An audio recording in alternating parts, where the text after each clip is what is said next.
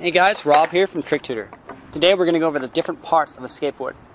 What you got here is you've got a deck, and the deck is a piece of wood. And inside the piece of wood, it's basically a composite of 7 layers.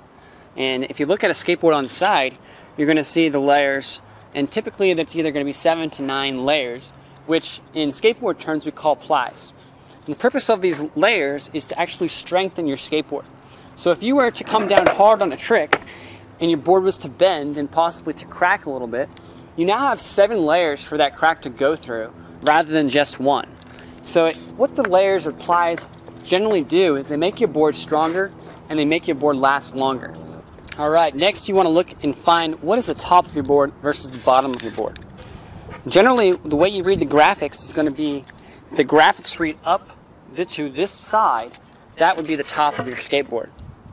Okay, so if the graphics read this way, this would be the top. And you'll always want to put the front foot of the skateboard on the top of the board. Okay, skateboards are made of have a very slight difference between the back of them and the front of them.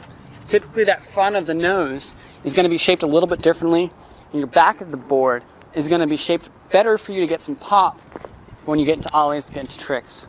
So always want to skate with the top of the board with your front foot. Now, since the skateboard looks very similar from this side, and you'll have to turn it over a lot to find out which is the top, a lot of skateboarders take some white out, or they'll put a little marking on the top of their skateboard.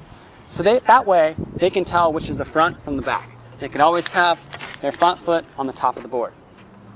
Next, once you take the board and you attach it to some trucks, pieces here which hold on to the wheels, that is going to basically what we call a complete skateboard.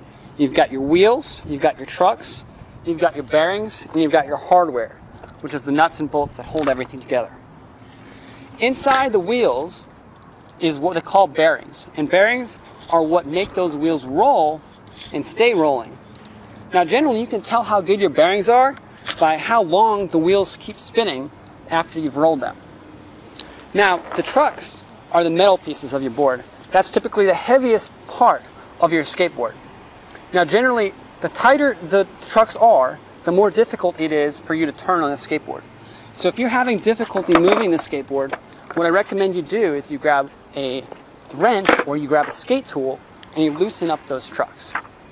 Now similarly, if your trucks are too loose, what you're going to have is what they call wheel bite. Wheel bite is when your wheels actually touch your board and take a bite out of the wood. In that case, that can be sometimes dangerous, because as you're going, your wheels will actually stop because they've caught your board. What you'll want to do in that case is actually tighten up those trucks so they don't wobble around too much. Now that's the overview of the skateboard. I hope you've enjoyed this review of all the skateboard parts. We'll see you at the next video.